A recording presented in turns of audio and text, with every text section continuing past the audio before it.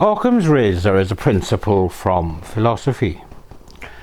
Suppose an event has two possible explanations. The explanation that requires the fewest assumptions is usually correct. Another way of saying it is that the more assumptions you have to make, the more unlikely an explanation. The way it is applied in everyday life is through, appropriately enough, the simplest definition. That being, the simplest solution is normally correct. Now the key word there is normally, meaning most commonly, but not always. Today's case is a warning around stereotyping, or more accurately, buying into stereotypes. On paper, what can look like an obvious sequence of events if one takes things on face value, sometimes isn't. But most investigations, not all, don't get me started on the lazy and or incompetent police officers that simply make assumptions and take the path of least resistance, and more comprehensive and collate all the facts. Thank Christ. Today we are looking at the death of student Jonathan Hoffman at the hands of a family member, and how it could so easily have gone a different way in the legal proceedings that followed the untimely end of a young man with his whole life ahead of him. This is Murder of Crows.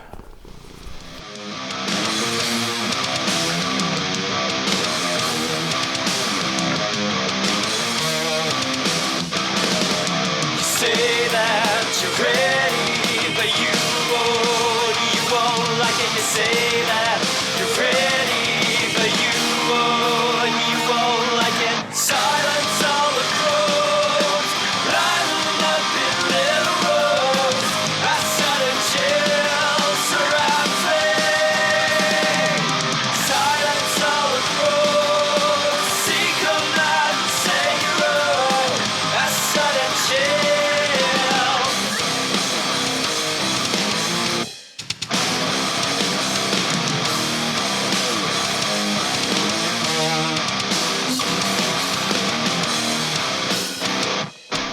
On paper, this case seems like a young man with personal issues lost the plot and went nuts on his elderly grandmother, who feared for her own safety and discharged a firearm out of fear and desperation. Done deal, right?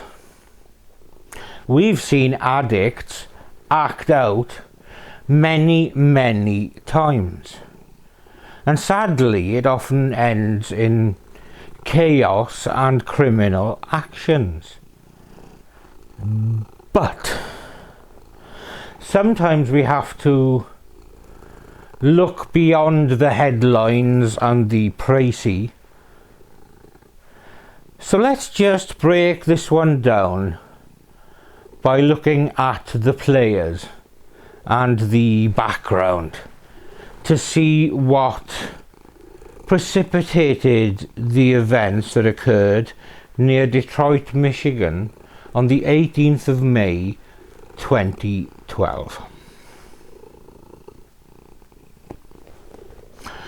Jonathan Hoffman was a very pleasant and enterprising young man, but as 2012 rolled around, the 17-year-old's life was in something of a flux. His parents were in the throes of a separation and heading towards divorce. Now this would be enough to put pressure and turmoil onto the young man heading into his final year in high school. But his situation was compounded by discovering that his younger sister Jessica had been diagnosed with brain cancer and had a developing tumour in her brain. Jessica's intensive treatment would require the family, despite their internal unrest, but committed to the best possible chance for Jessica's recovery, it required the family to relocate to Arizona. And while Jessica's treatment was their priority, they were well aware that Jonathan needed to complete his senior year before graduation.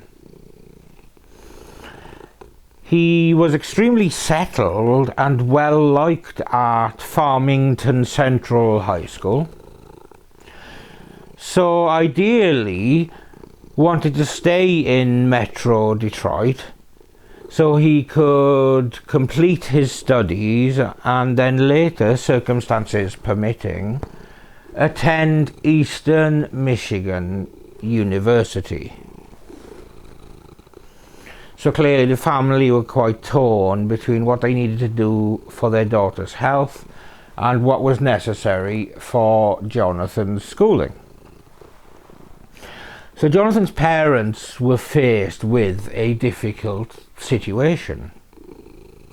They needed to focus on Jessica's health, but equally did not want to disrupt Jonathan's schooling, with Jonathan himself being extremely vocal in saying that he really wanted to stay to complete the year.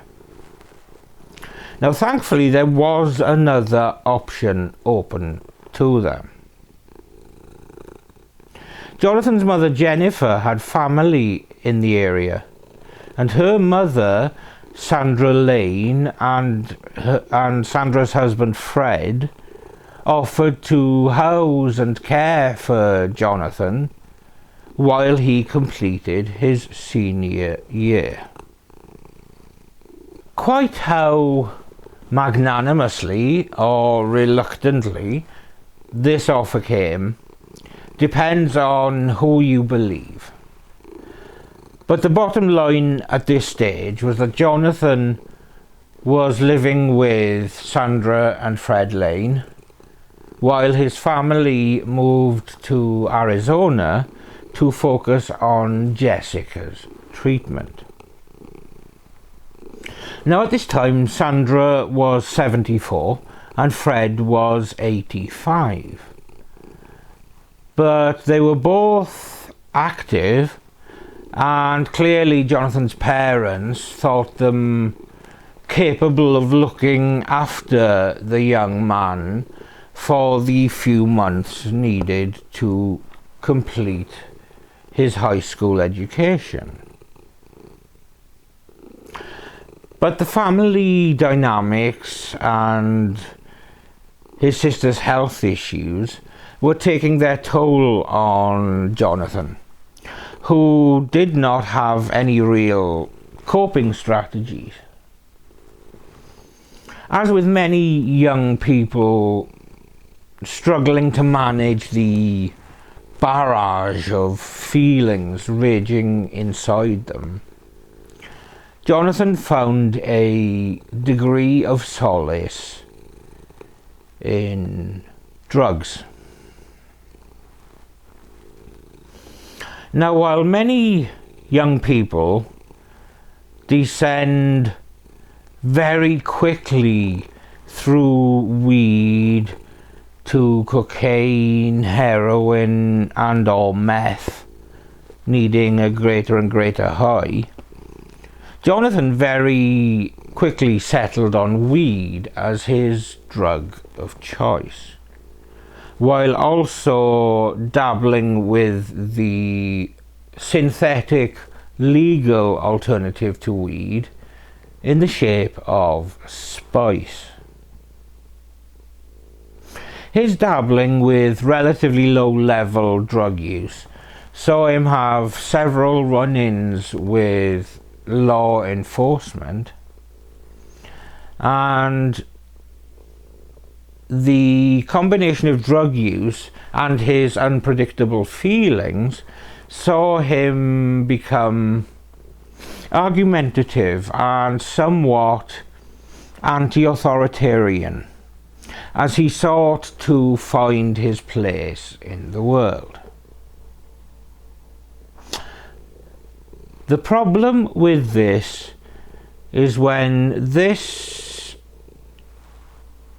kind of personality is placed in close proximity to an unshakable authoritarian.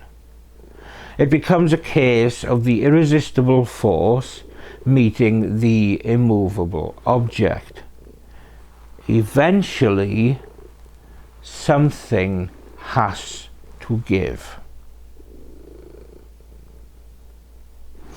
Sandra Lane was very strict and set in her ways, and felt that boundaries were essential and were set in stone. Breaking the rules was unacceptable, simple as that. She felt that she knew best in all situations, and she also felt that she knew what was best for everyone else. So it seemed inevitable that the young adult and older lady who dealt in absolutes with no room for compromise would eventually butt heads. Anyone who's been a parent of a teenager knows the feeling. Now, Jonathan's issues with spice and weed became more of an issue when he was caught with marijuana in his car. This led to legal proceedings which saw the young man sentenced to a period of probation with regular but random drug testing. Now, Sandra tried to keep her grandson on the right path, and her approach in doing this was to become more and more controlling of Jonathan. Then, when he failed one of his drug tests, it seemed that his need for the drugs had overcome his desire to do the right thing. So obviously something needed to change for Jonathan to deal with an addiction that seemed to be getting ever stronger. But rather than send the young man to rehab, she felt that he just needed to be forced to bend to her iron will. What could go wrong?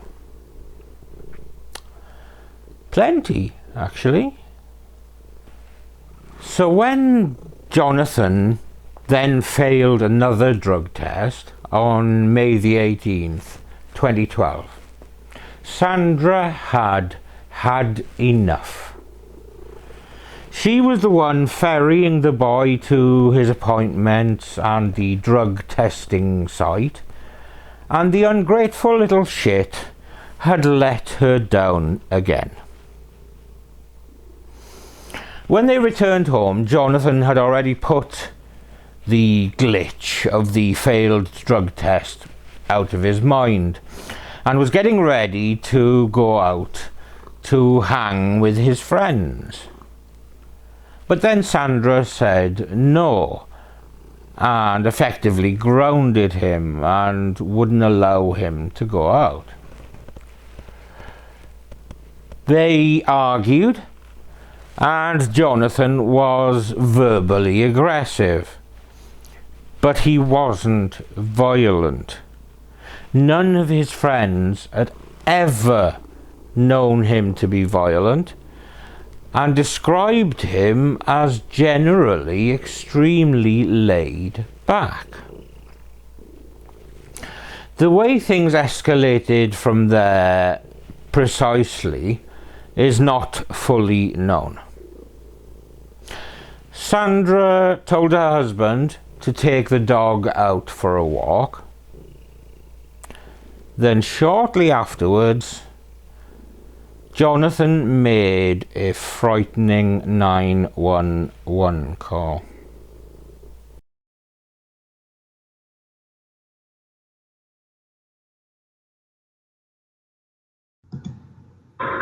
What's your emergency? No, I've just been shot.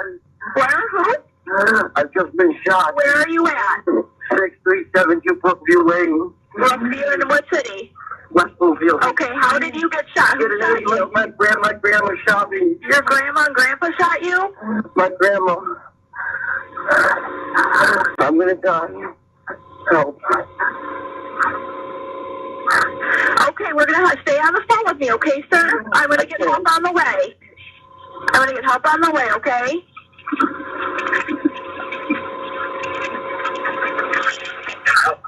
Help. Where were you shot at? Where are you shot? Your chest? Yes. Okay, who are your grandparents still there? No. Where did they go? I don't know. You don't know where they went. They shot you though, right? Yes. Okay, stay on the phone, okay?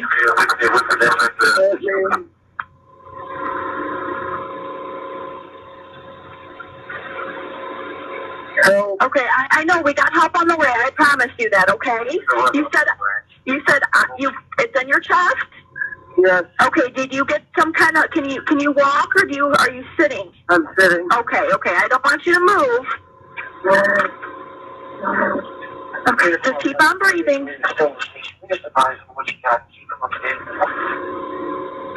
Okay, and it just happened? Are you there? Keep talking to me. Are you there? No. Can you keep talking? You can't keep talking to me?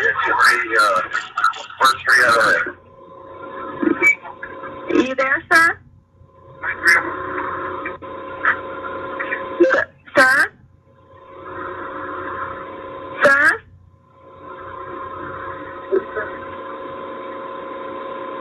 Hello?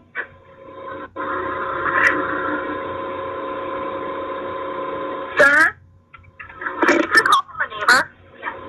Someone must be with him, so he's not talking to me right now. No, I heard someone, but I don't know if it was him or not. Mm-hmm. Sir? Where's the father at now? Hello? Are you there?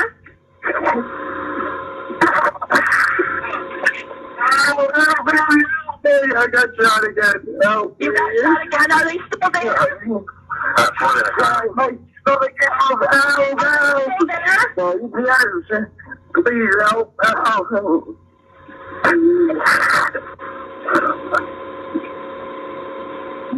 I just informed them. Sir?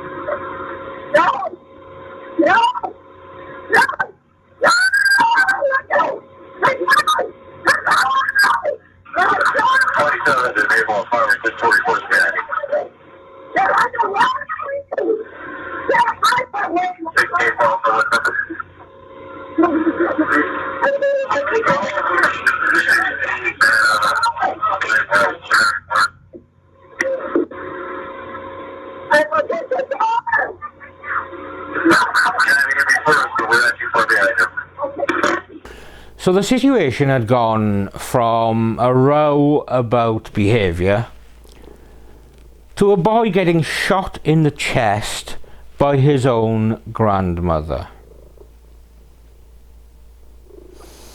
As I've said already, on paper, an elderly woman getting afraid for her life in the face of a raging and aggressive teenager under the influence of drugs.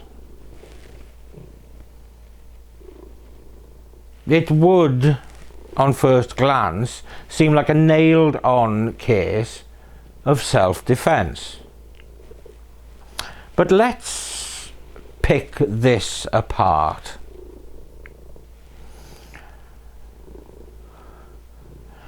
When Jonathan succumbed to his injuries, it was undisputed that Sandra had killed her grandson. But the how and the why had more shades of grey than a well-known erotic novel. Clearly a situation had gotten out of hand when the boy refused to do what he was told by his strict grandmother. As the matter progressed towards a trial, mud was slung in various directions by various people. Somewhere beneath all of that mud was the truth. And it required more of a look at Sandra and the methods that she chose to enforce the rules that her grandson seemed to be flouting. You see, Sandra already had a plan B in mind, in case her dictatorial approach wasn't enough. She felt her iron will may need to be backed up with a further deterrent. So, obviously, as you do, she bought a gun and took lessons at a shooting range to ensure she knew exactly how to use her new deterrent. So perhaps something of a red flag there. But it becomes even more suspicious when you find out that her husband Fred knew nothing about her buying the gun and getting lessons. Oh, the warning signs were there. Grandmother Sandra Lane could be seen wiping away tears this morning as her husband testified in her murder trial. She's accused of killing 17-year-old Jonathan Hoffman. The 7 Action News reporter Kimberly Craig has been following this trial from the very beginning and joins us now over the phone. Kimberly, what did the husband say on the stand today? Well, some very interesting things, Jeff. One of the things he talked about was Jonathan getting a call to actually get a drug test the morning of his killing.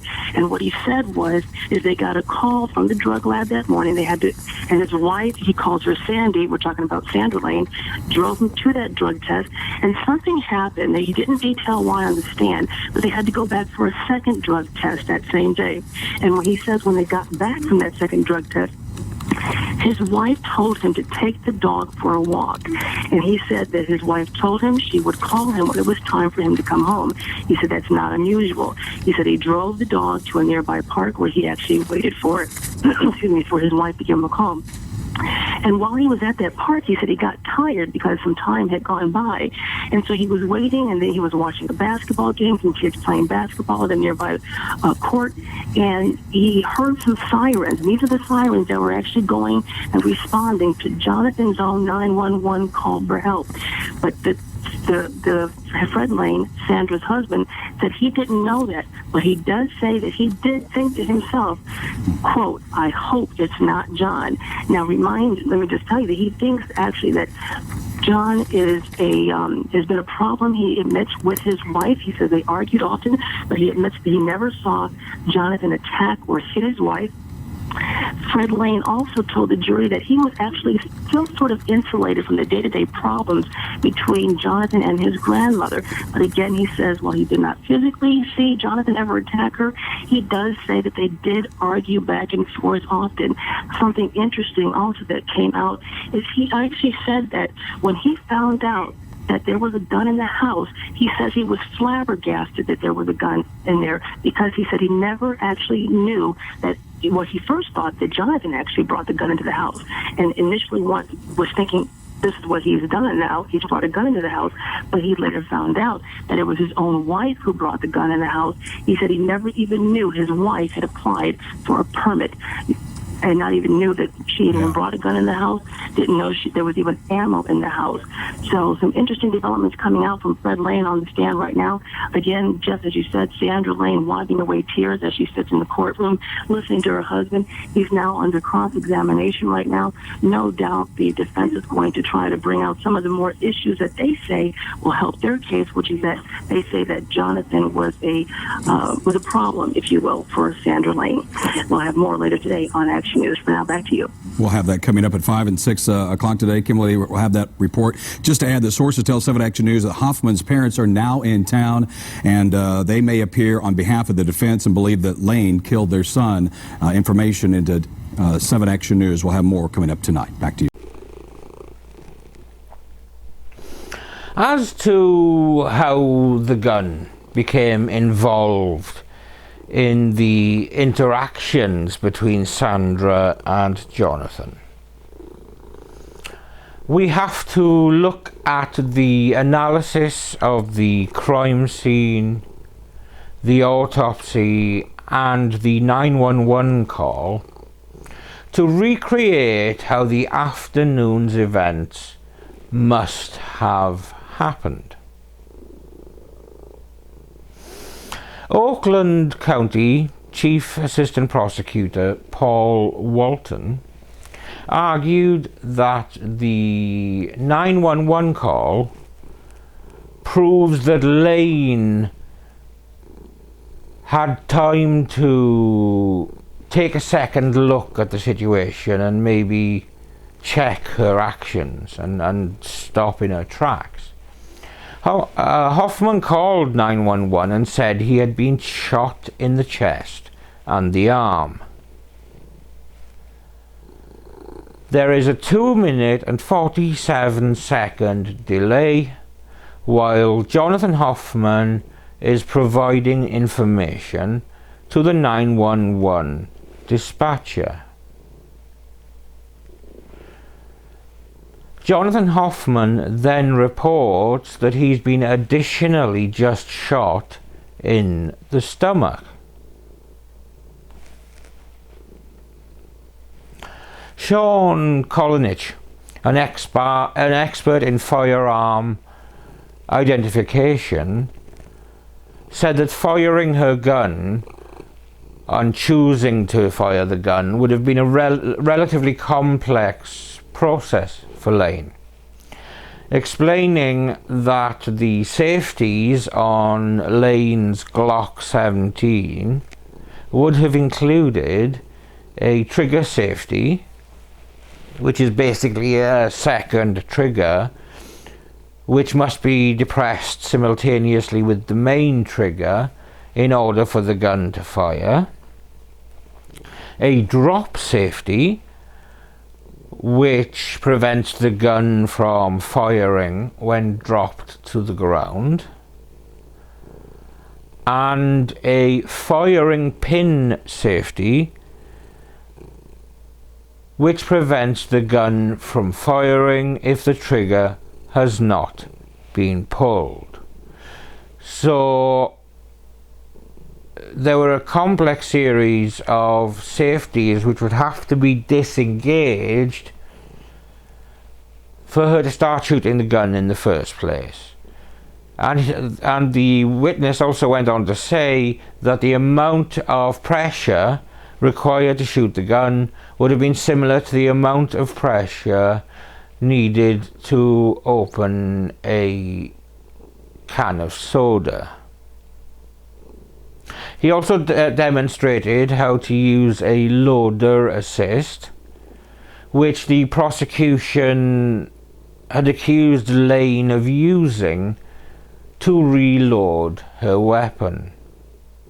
Additionally, the hollow point bullets that were fired from Lane's gun were designed for maximum damage on a target, Kolunich is reported as saying. They're also designed to decrease penetration, limiting the damage a bullet can do once it exits its target. Guy Nutter, great name, an expert in blood pattern analysis, described blood patterns on the clothing that Hoffman and Lane were wearing when the shooting occurred at their West Bloomfield Township home. Socks belonging to both parties were covered in blood, and Lane's bloody footprints could be seen in the basement and the master bedroom, suggesting that the blood had got on the socks somewhere other than those locations. If Hoffman was correct in stating he had initially been shot in the arm and chest, then the shot to the ribs, a through and through wound, could not have occurred in the master bedroom where the gun was originally located. So this refutes the idea that Hoffman had gone after Lane, and rather what happened was that Lane had gone and searched him out while already carrying the gun. So on the surface, a scared elderly woman being threatened and intimidated by her stronger and bigger grandson, who was pushed to act reluctantly to stop the immediate threat, it seems that in reality this alleged hunter was actually the prey in this situation. A prey that was ruthlessly hunted down and executed. The court case was very much about who you believed, but the facts were strongly suggesting that Jonathan was punished for breaking the rules. So do you see why I mentioned the danger of taking things at face value and buying into stereotypes? This case shows the importance of just following the facts and letting the facts tell the story, rather than relying on assumptions or on a single narrative of an event. Looking for a great deal on your car hire? With Kayak, you can compare prices from many different car hire providers. A grandmother describes the day she opened fire on her own grandson in her emotionally charged testimony. Good evening, and thank you so much for joining us. Sandra Lane, a grandmother raising her grandson, first spoke of a respectful young man. Then she says things drastically changed when the 17-year-old turned to drugs. She spoke very quietly but broke down several times when she was asked about the night she killed Jonathan Hoffman. 7 Action News reporter Kimberly Craig was in the courtroom all day long. Kimberly, is this the first time we've seen that kind of emotion out of Sandra Lane? Yes, Stephen and Carolyn, and she was on the stand for about 2.5 hours today. She talked about the day of the shooting. She said Jonathan failed that drug test, did not want to go to jail, but wanted her car and $2,000 in cash. She said she was going to tell him no and armed herself to make sure he listened. You walked into the loft itself? Yes, I did. All right, now you're in the loft. Yes. So you walk into the loft, did you have a conversation with him? Yes. What kind of conversation did you have? It wasn't a conversation. It was arguing. What is he saying to you? Swearing. He's yelling. Is he telling you he's taking the car? Yes. And you can't stop him. Sandra Lane says her grandson, 17-year-old Jonathan, then kicked her in the chest. Where did he kick you? Here. Did he strike you? In the head. Sorry? In the head. In the head area? And what happens? Tell us what happens when he kicks you, when it strikes you. I shot the gun. How many times did you shoot the gun? I don't know. What happens when you shoot the gun? There's a struggle. What kind of struggle? He's running after me. And what are you doing? I'm running away. The 75-year-old grandmother, who never even told her husband she bought the gun, says she and Jonathan were just running around the condo, and then she went to the basement to hide. What are you trying to do? I get away. Stop him. So you're trying to get away from him. And why are you trying to get away from him?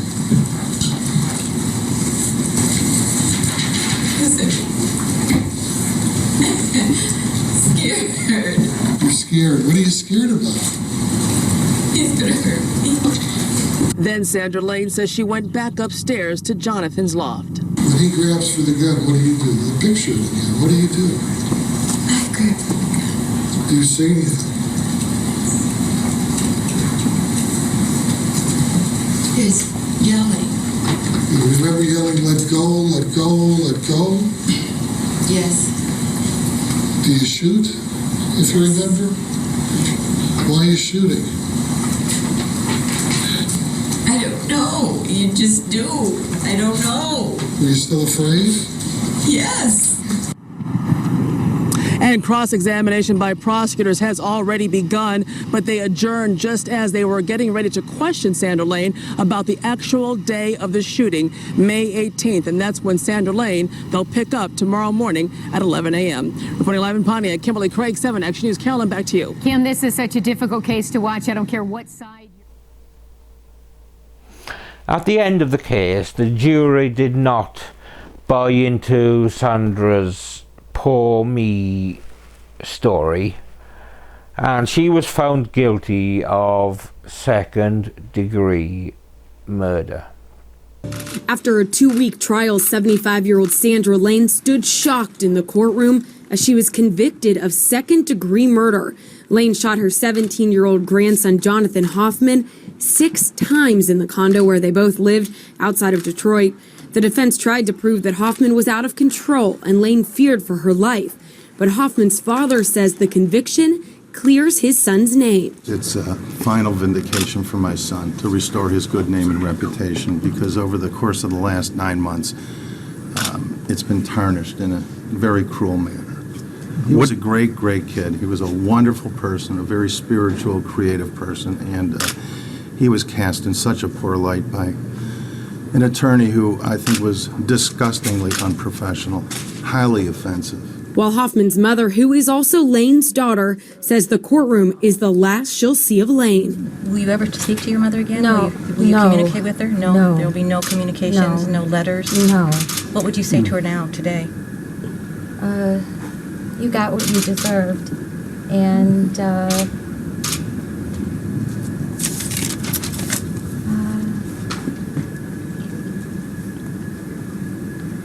was she a good mother? probably not. But how torn were you that this was your mother, but then your son was the victim? Pretty torn. It's really hard to comprehend that your own mother could do something like this to your own child. And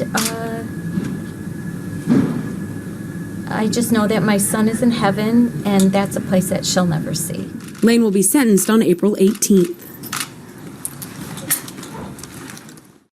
But, I hear you asking, where were Jonathan's parents when things between Jonathan and Sandra were escalating before coming to a head on the 18th of May 2012? Lest we forget, Jonathan's sister was gravely ill, and his parents were only absent in the first place because they were prioritizing her treatment. Michael Hoffman, Jonathan's father, explained how their priorities were by necessity shifted. Jonathan's mother and myself had to devote our attention almost exclusively to Jessica. But when all of this happened, he was pushing to stay in Michigan. Speaking of the decision to let his son live with Sandra Lane, he said, "I was not happy about it. I wanted us to stay together as a family." When you have a sick child with a brain tumor and she's taking so much of your time, and you're trying to put her back together as best you can with therapy and surgeries, I think people shouldn't judge until maybe they have been in my shoes.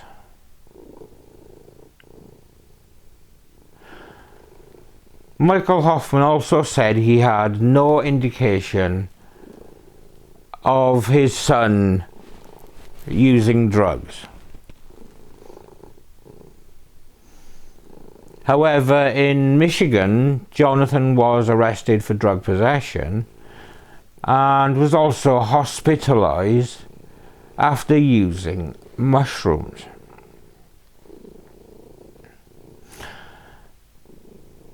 Jonathan's father says he didn't return to Michigan when Jonathan was hospitalized because he was busy with his daughter, saying, "Well, I was busy taking care of Jessica. I mean, we had a regimen of physical and occupational therapy several times a week after her discharge." In response to accusations of dumping his son on Sandra Lane, Michael Hoffman said, "Jonathan was certainly not dumped. His grandmother opened up her house to him."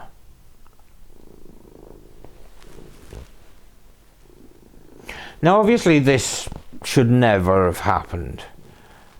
But to my mind, one of the main factors was Sandra's unwillingness to enter into a dialogue with a spirit of compromise. An absolute must for any parent of a teenager.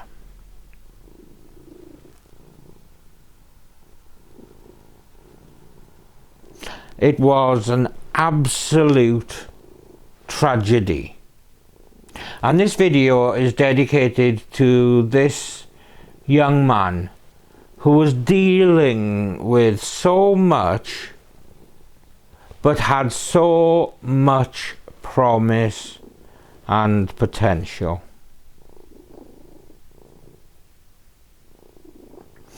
Thank you for watching another episode of Murder of Crows.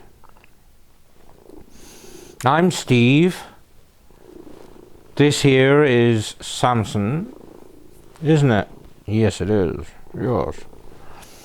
Please leave any case suggestions in the comments down below, as I'm keen to deliver what you guys want. With that said, we'll see you when we see you.